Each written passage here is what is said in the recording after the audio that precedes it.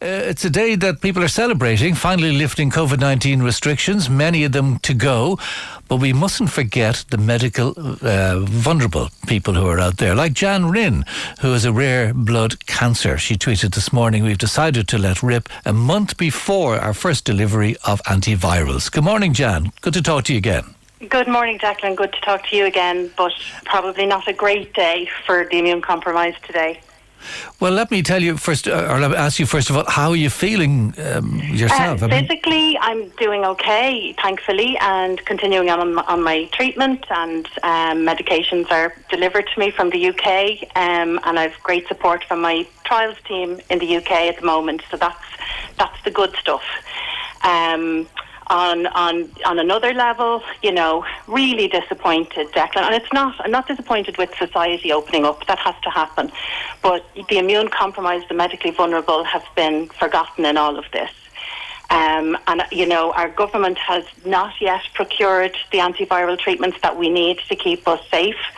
For them, I think this week we're receiving 1,000 monoclonal antibody treatments that will be given priority to hospitalised patients, but really it's a drop in the ocean. So from that perspective, I'm feeling really vulnerable and really let down, and I'm wondering how people like me are expected to navigate life. I have children and family, and we have to deal with schools and education, so it's a very mixed bag today, yeah. Yes. What's your life been like as regards living it with restrictions, and how do you fear, I suppose there's some trepidation of how it would change, say, over the next week or two? Yeah, Declan, so when I spoke to you before, I don't suppose a lot has changed in that I've been living a very cautious life. And just kind of to give you some perspective on that, this is not, an irrational fear. Medically, I know that I haven't responded to the vaccines, so I am vaccinated, but probably don't have the benefit of that. And I've been told that even though Omicron is mild for most healthy people out there, that's not the case for blood cancer patients and for those with immune problems. So that puts us in a very distinct category. So for the last 2 years, really, I've been living a very cautious, very quiet life. The difference that the easing of restrictions will make will be that, I have to live with people. I'm not an island. No man is. So, and I think I told you this before, my older children moved out of the house a little bit prematurely for my liking in order to keep me safe. And I've still got 2 teenagers at home who've been at home from school during this Omicron wave. One has gone back to school today. And that poses significant risk. And we will now go back to living in masks, basically, and with doors and windows open and using antigen tests daily. That's what life looks like in this house once people start leaving and going out around in the real world. Have you been reassured by clinicians and scientists saying Omicron is not as devastating as Delta is, that if you get it, it can be mild?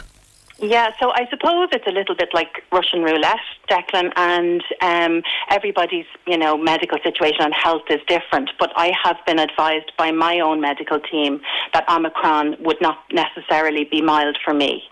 So I have to, move forward on that basis. And, that's a bit scary. And I suppose so just to make the point, in the UK, our UK counterparts, so patients with the same condition as me currently today, have a plan should they contract COVID. If they do a positive PCR, they are delivered the antiviral drugs within 48 hours. As a first-line treatment outside of a hospital situation. And should they require hospitalisation, they then have access to the monoclonal antibodies. We don't have anything in place currently today. So if I contract COVID, I don't have a safety net. There's no parachute. There's nothing to save me.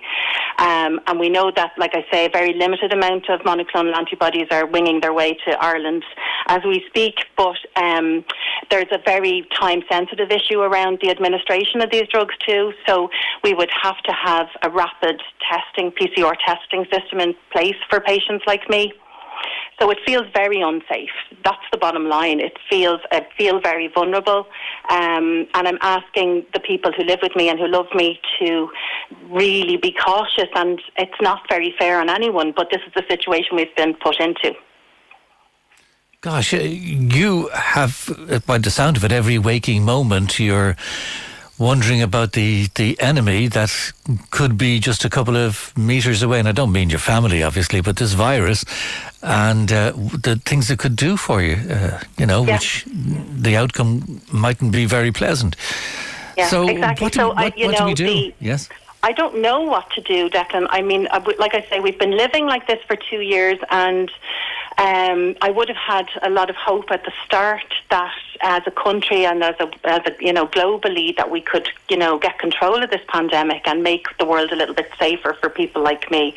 So I accept that I have an underlying condition, and that, pre-COVID, things like shingles and pneumonia and bacterial infections would have posed a threat anyway. So I always took precautions. I lived my life, but I did use my hand sanitizer, and I did kind of weigh up if I was in a crowded area. And I suppose the difference is that should I have contracted one of those conditions, there was treatment available for that. And the difference right now is that, like I say, if I contract COVID tomorrow, there isn't a treatment for me, and I could die.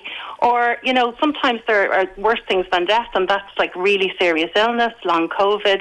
And I've been sick. I've been in and out of hospital enough in my life to know.